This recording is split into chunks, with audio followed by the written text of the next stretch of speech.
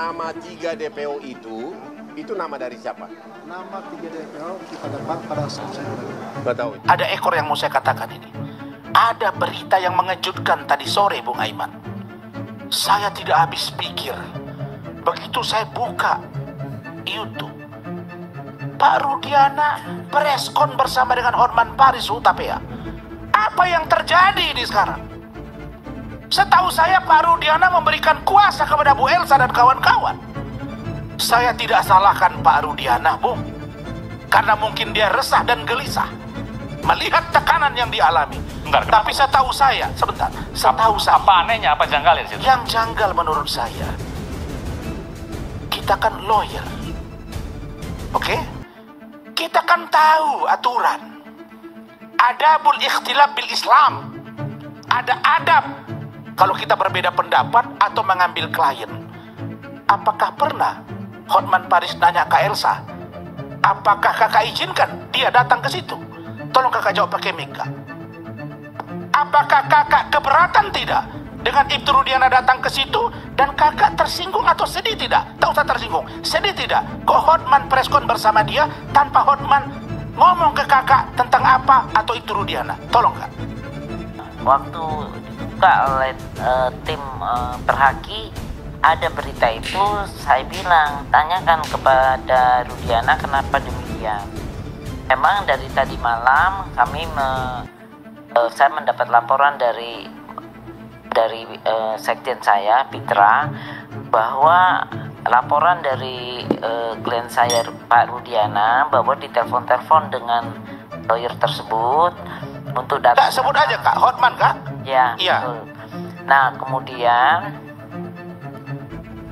sebetulnya ada rencana Pitra mau ke Cirebon, tetapi berhubung ini masalah orang tuanya dari klien saya yang satu Aib ini juga tidak dijemput dibawa ke suatu tempat dan sekarang kita tahu di Subang. Intinya bahwa ini tidak ada informasi dan sekarang Pak Rudiana dipegang atau ditangani oleh lawyer Bung Hotman Paris Hutapea. Ya sebetulnya dia sudah tahu kan, kita sudah umumkan. Iya. Dan oke, baik. Wow, mengejutkan ya guys ya, tiba-tiba Ibtu Rudiana muncul bersama Hotman Paris di salah satu konferensi pers. Ya, apakah ini pertanda Ibtu Rudiana akan didampingi oleh sosok pengacara seperti Hotman Paris atau bagaimana ya? Nggak tahu juga ya guys ya, itu pasti menjadi pertanyaan publik lagi. Dan yang mengherankan itu, seperti yang kita ketahui, Ibtu Rudiana ini kan sudah punya pengacara 60 ya guys ya, 60, dan salah satunya itu ya diketuai oleh Bu Elsa Sharif, Pitra Romadoni ya. Ya apakah Ibtu Rudiana ini panik, gelisah atau gimana ya guys ya, tiba-tiba bersama Hotman Paris dan Ibtu Rudiana merasa kualitasnya untuk menjadi pengacara yang lebih menguntungkan dia itu Hotman Paris atau gimana ya, nggak tahu juga ya guys ya, itu Rudiana sendiri yang tahu alasannya kenapa dia meminta untuk Hotman Paris mendampingi dia sebagai kuasa hukumnya ya guys ya. Oke guys, langsung aja kita simak seperti apa pemberitaannya. Kebetulan di sini ada Pak Rudiana. Sebenarnya saya sama Pak Rudiana ini musuhan sebenarnya. Karena aku berusaha meminta ketemu dia tidak mau ketemu. Ya, entah kenapa. Sekarang mewakili wartawan dan mewakili keluarga Vina, saya mau bertanya kepada Pak Rudiana nih sekarang nih, tolong dijawab secara apa adanya tanpa ada yang ditukangin. Waktu kejadian tersebut katanya Bapak sebagai apa tuh? Bagian narkoba. Narkoba betul. Narkoba. Ya. Oke. Bapak bagian narkoba, tapi kenapa Bapak yang menangkap para pelaku ini? Baik, boleh izin Bang. Ya silakan. Saya adalah orang tua daripada korban, yang mana saya punya kewajiban untuk menjaga hak hidup daripada anak saya. Ya. Dan ketika terjadi hal seperti itu, anak saya meninggal dengan keadaan yang memang perlu mungkin saya ambil langkah-langkah untuk mencari penyebab daripada meninggalnya, karena luka-lukanya yang saya lihat seperti ada hal-hal atau mungkin perbuatan lain, sehingga hati saya terketuk sebagai orang tua untuk mencari penyebabnya. Ya. Dan kebetulan ada orang yang melihat dan tanggal 31 Agustus setelah saya datang ke Jalan Perjuangan, di depan SMP bertemu dengan saudara A dan D, dan kemudian dia menyampaikan kalau melihat kejadian tanggal 27, Ya. saat itu sebagai orang tua saya punya keinginan untuk lebih mencari tahu. Oke, sebelum Bapak mencari tahu, Dede mengatakan di podcastnya si Dedi, katanya Dede itu berbohong, katanya dia berbohong karena Bapak disuruh. Dia mengaku-ngaku ada kejadian, padahal nggak benar. Nggak Bapak yang nyuruh? Tidak benar. Bapak akan laporkan ke polisi? Sudah kita laporkan. Sudah dilaporkan. Siapa yang dilaporkan? Kuasa hukumnya, Pak. Siapa yang dilaporkan? Kita sudah laporkan 3 orang, Yaitu Dedi Mulyadi, Dede, dan Liga Akbar. pertanyaan berikutnya. Sesudah Anda mulai lakukan pemeriksaan, yang bikin BAP siapa? Yang bikin penyidik reskrim, Pak. Saya cuma pelapor ketika sudah menggali komputer beberapa menit dan mereka melakukan, kita serahkan ke reskrim yang melakukan pemeriksaan. Oke, itu kejadiannya malam-malam. Kenapa di BAP bisa begitu jelas para pelaku mengingat motornya merek apa, siapa bonceng siapa? Itu kan udah malam-malam. Kok bisa? Apakah itu rekayasa nggak BAP-nya? Kok bisa? Ada ditulis di BAP ini, si ini bonceng si ini, merek mobilnya ini. Yang ada malah mengatakan, ada malah pelaku mengatakan di BAP, aku duluan yang perawanin. Bisa sampai sedetail itu direkayasa atau memang begitu pengakuan para korban? Kalau saya sendiri sebagai pelapor tidak ada rekayasa, Bang. Ya. Pada saat kami menggali informasi dari para terpidana, itulah yang harus dituangkan di BAP dan berita acara. Kemudian penyidik reskrim melakukan pengembangan terhadap para terpidana tersebut yang dituangkan di berita acara. Maksud saya, apa mereka waktu itu dalam keadaan mabuk pelaku itu? Tidak. Lu gua batu gara-gara lu ah. Maksud saya gini Pak, kok bisa di BAP dijelaskan si A membonceng si B, ya para pelaku ya, merek motornya apa, yang merkosa duluan siapa, bahkan ada pelaku itu mengatakan aku yang merawani duluan gitu loh, itu ada di BAP, segitu rincinya gitu loh. Kok tiba-tiba sekarang 3 dari nama itu fiktif katanya. Soal nama fiktif gimana itu Pak?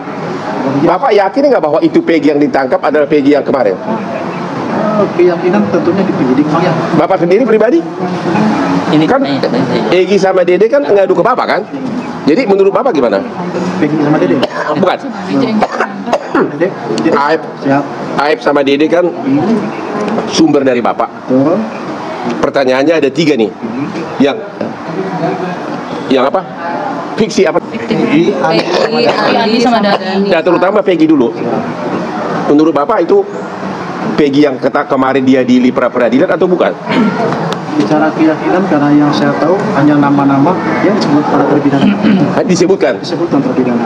Hmm. Kemudian terpidana tersebut dilakukan pengembangan komisaris penyidik. Ya. Mungkin penyidik yang lebih jelas. Oh begitu. Kalau yang 2 lagi fiksi itu nggak tahu juga Pak? Nggak tahu ya. Bapak sebagai orang tua melihat langsung keadaan mayat kecelakaan murni atau dianiaya? Itu dia niaya langsung. Saya lihat langsung dari mulai luka dahi yang ke dalam, terus gigi hancur, ini rahang patah. Ya. Pergelangan ini patah. Ya. Terus kemudian ada biru di sini. Ya. Belakang kanan kiri terus kena pukulan. Ya. Betul Bang tadi kalau kecelakaan itu ada baret Bang. Ya. Itu Dede yang Peggy yang sekarang sudah bebas. Bapak kan pelapor dan Bapak polisi. Sempat nggak mendatangi rumah si Peggy ini gitu? Bapak kan sebagai orang tua pasti tahu siapa pembunuh anak gua gitu kan. Bapak pernah nggak datang ke rumah si Peggy ini?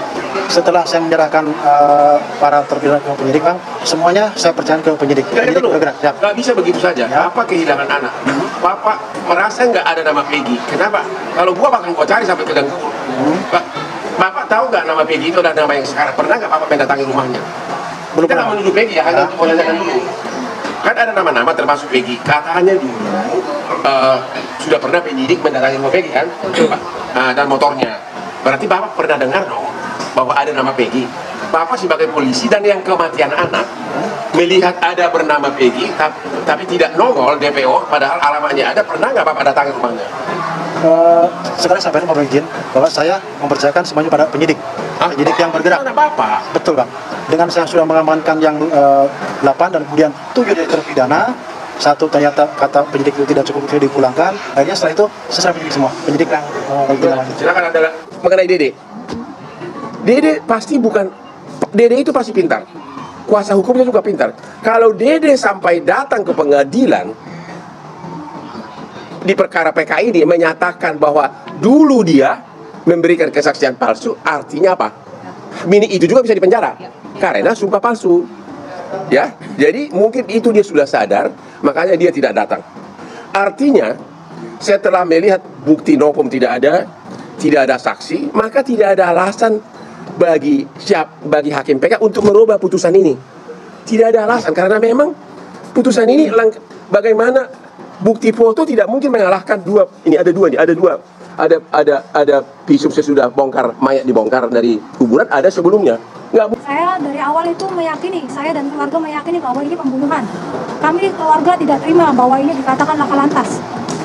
Karena luka-luka yang adik saya alami itu berbeda jauh dengan kecelakaan. Kalau dibilang kecelakaan. Motornya nggak rusak ya? Saat itu saya lihat nggak rusak ya? Terus luka-luka di tubuh yang keseret mobil nggak ada? Nggak ada. Nggak ada? Nggak ada. Ya. Hanya ini kepala itu lunak, terus kaki sama tangan itu remuk. Tulangnya itu remuk, jangan ngampre gitu Pak. Oh begitu? Iya. Oke. Tanda-tanda trauma tubuh. Apa? Ya udah. Ini visumnya ini sudah mana tadi? Ini nggak bisa dibantah lagi. Ini kan hasil resmi. Ini di mata hukum yang diakui itu adalah visum atau otopsi, visum et repertum. Disebutkan di sini meninggalnya karena beda tumpul, patah tulang di mana-mana yang benar-benar bukan ciri khas orang kecelakaan lalu lintas.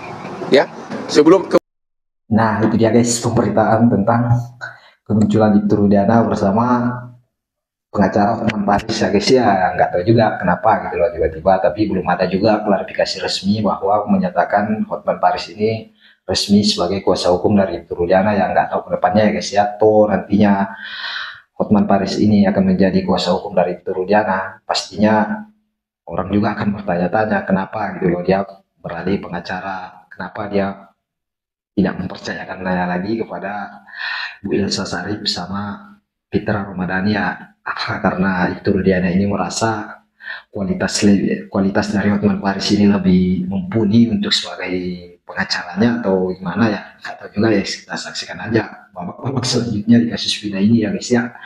Oke guys, terima kasih banyak yang sudah menonton, sampai ketemu lagi di video berikutnya. Assalamualaikum warahmatullahi wabarakatuh.